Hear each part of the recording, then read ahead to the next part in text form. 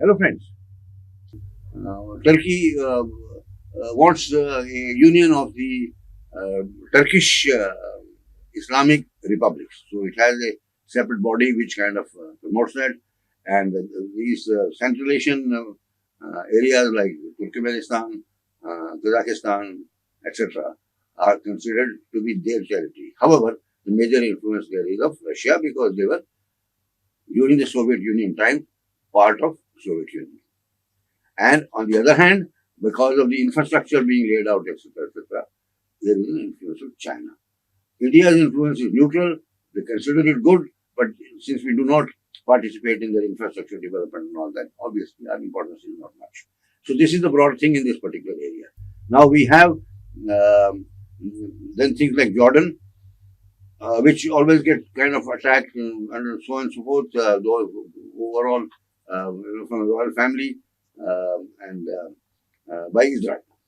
Now, how did Israel come about? Israel is a country of the Jews.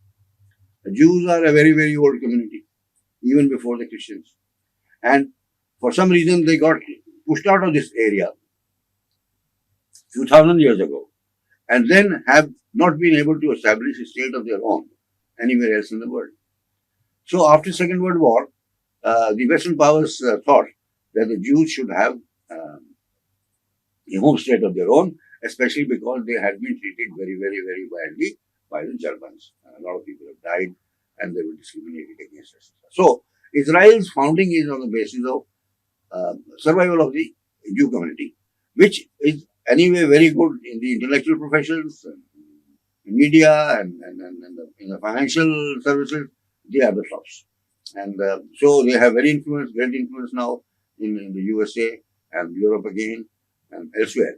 And the relationship with India has been good, but because we wanted to keep a relationship with the Middle Eastern countries, we did not have the diplomatic contact and other things for quite some time. Now, coming to this, it is very, very pleasant, strange maybe, pleasantly strange, that the current Prime Minister of Israel went to the United Nations General Assembly last week and took out a map and showed, how the new Middle East will look like and how they will develop a good relationship with the Sunnis.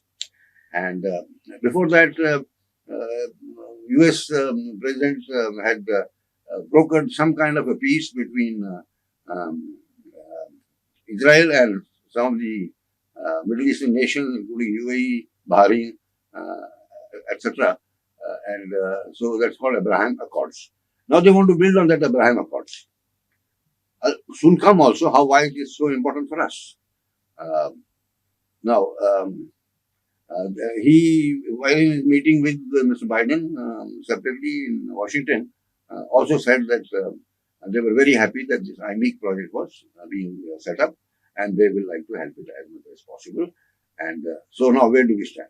Where do we stand is this, that this particular route is expected to go through Haifa in Israel.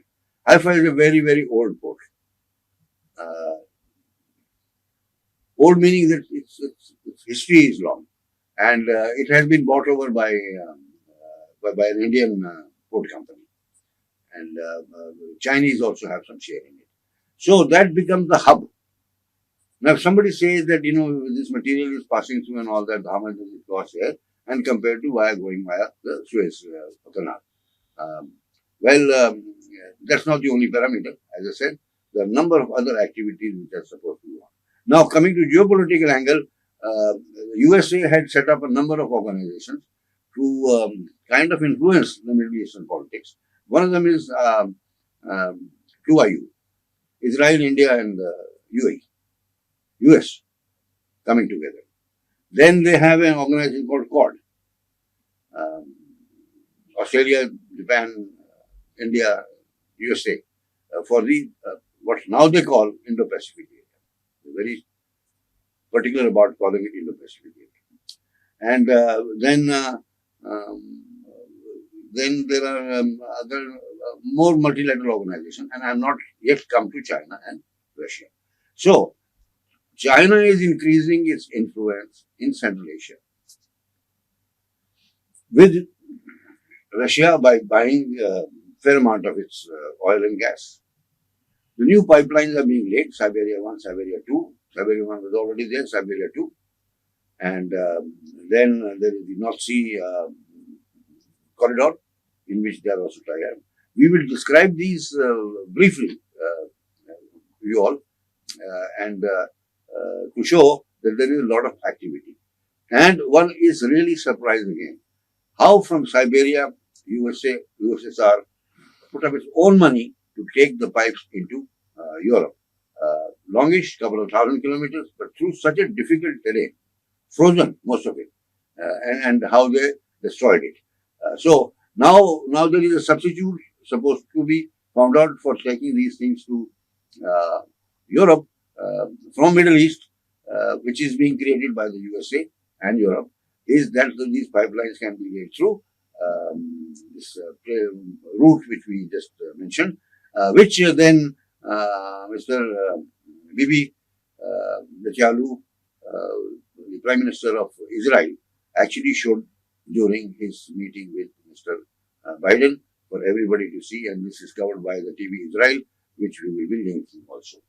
Now, therefore, there is a support from there.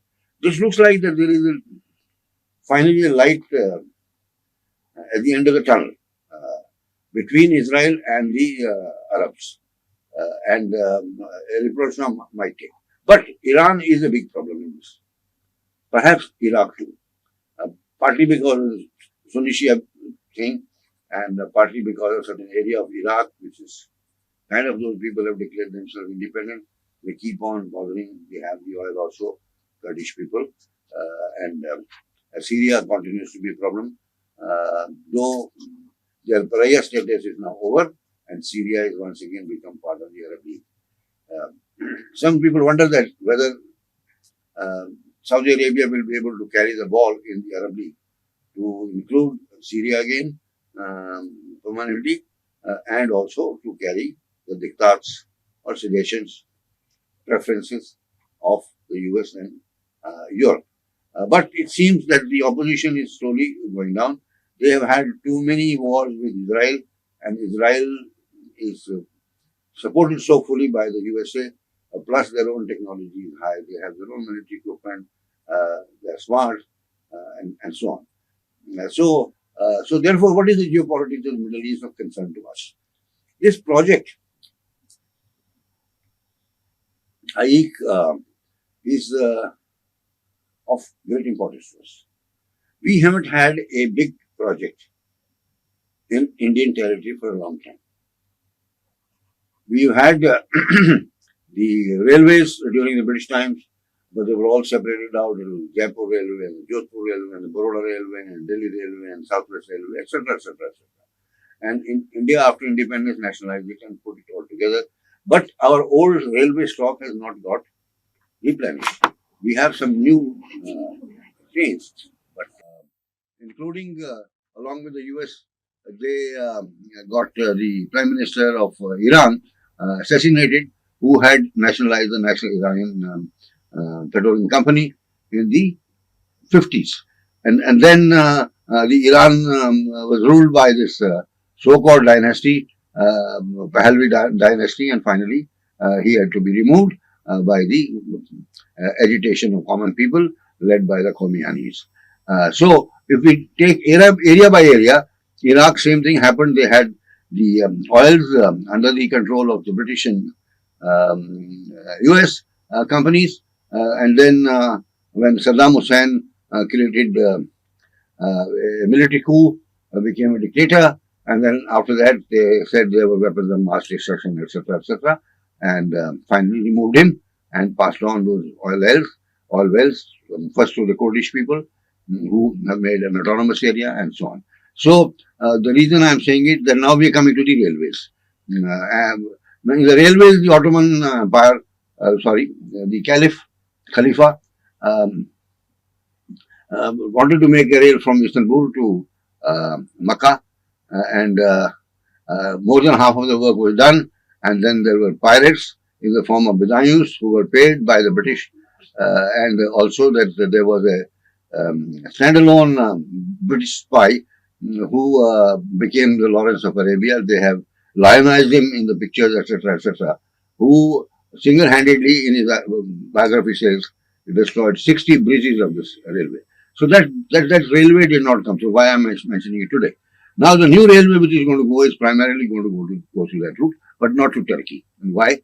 Because Turkey does not see eye to eye with the Sunnis, because they still consider their place to be the place of the Khalifa, the Caliphate. So Mr. Erdogan, the president, the third time electee, keeps that flag of the Turkic states high. However, it's very interesting. Otherwise, one will not be able to place it. Why? G20 decision of IEC has not been criticized by any head of state except Turkey. Why? And no head of state has criticized India on Kashmir issue again in the UN General Assembly except Turkey. Why? Are they very friendly with Pakistan? Perhaps yes, perhaps no. There are no basic economic interests. What could be Islamic interests. But what he says is that that he has not been made part of. Turkey has not been made part of this IEC project. Turkey, as you know, because of its location and the ports on Black Sea, has a control, traditionally speaking, on the Turkish straits. And this new route would not pass through that. So they do lose a lot of money because supposing if the traffic in the Suez Canal goes down, then Egypt loses a lot of money. So though Egypt is a member of Brics and the G20 it is not. But it's not, that has not been very enthusiastic because it's just a matter of pure competition. So now we're coming to that. So therefore Turkey has an opposition. So these are the three basic poles. The Arabs led by Saudi Arabia and also looking after the shrines, Turkey, and then Iran, Iraq, Pakistan, Indonesia. But Pakistan has lost a lot of steam on this. Now coming to the second project, quite early, BRI project was conceived from China, rail network up to Gwadar port, and lots of things, economic corridors on the way, bridges and even I think few dams and so on. The Chinese economic project with Pakistan. But it has not worked well. It's not yet been completed. It has not started giving money. $70 billion odd, or approximately, have been spent on this. Now, part of the reason is that it starts from the Chinese side and then comes via Gilgit-Baltistan. And Gilgit-Baltistan is part of the Pakistan-occupied Kashmir. And India does not accept it to be the territory of Pakistan. And so how can you pass through my territory without discussing with me? Personally, I feel we should have allowed this project to go. It would have created good feelings. It would have done good economically to Gilgit-Baltistan. The impact of infrastructure is there. It's quite positive.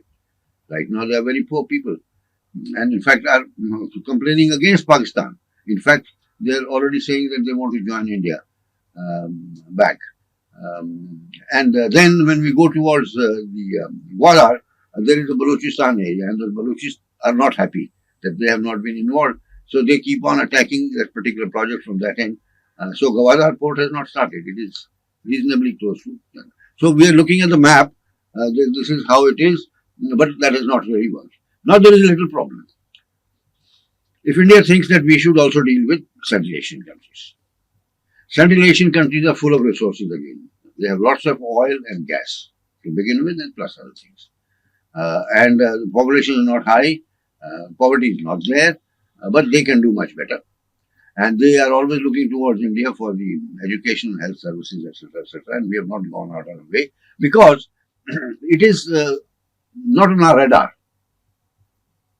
We don't know about them. Yes, they are Muslim countries. or predominantly Muslim countries, but they are not of that heady. Maybe there is something about the old thing. What is the old thing? That the Mughals or Afghanis who used to come from that area. Afghanis are Afghanis. Then there were some people from Uzbekistan who became the Mughals, right? But they came and settled there. It's like going from one area to the other. It's not really attacking, taking the money away like Nadir Shah, and then running back to your home. No, their money, whatever they took, remained in India only, and became part of the capital of the country. Having said this, it is incumbent upon us to learn about these areas. There is one Center for Study of Central Asia in Srinagar University, but then that becomes kind of oriented to again some politics and all that, and there is no other center, and we don't study enough about it. So, kind of look at the map. One Major General Narayanan, who has been a military attaché in a number of these areas, have done this analysis in terms of what the communities are and so on, and what the opportunities are there, which bridges are good, which bridges are bad. But China has made a full-fledged infrastructure from Chinese that area where Uyghurs are there, and then a lot of population is concentrated from via Mongolia to all these Central Asian countries and to Russia, and from Russia, of course, you can go to Europe. So they get connected. Therefore, there are pipelines which have been laid, uh, coming oil coming from Russia and oil inputted by Turkmenistan, I think, Tajikistan, Turkmenistan, and then it goes to China's one of the major population areas. Russia has laid a pipeline, Siberia 1 earlier, and now it is being laid Siberia 2. In other words, this region is getting kind of more integrated. Russia being cut off from Europe for supplying the oil, that is a decoupling which is taking place, and pipelines are being put on this side. And of course, IE project, when it is there, nobody will stop Russia from using those pipelines. Though they are meant to take the Arab oil to India and maybe other South Asian countries. So now, therefore, what is left? If SARC was together, then India is very easy to connect via Pakistan and Afghanistan, the number of routes to Central Asia, and become part of that trading community. We don't even have an FTA with them. But China has gone out of the way. Earlier it was Russia which used to do it as Soviet Union, and now China has done it, so integrated this particular area.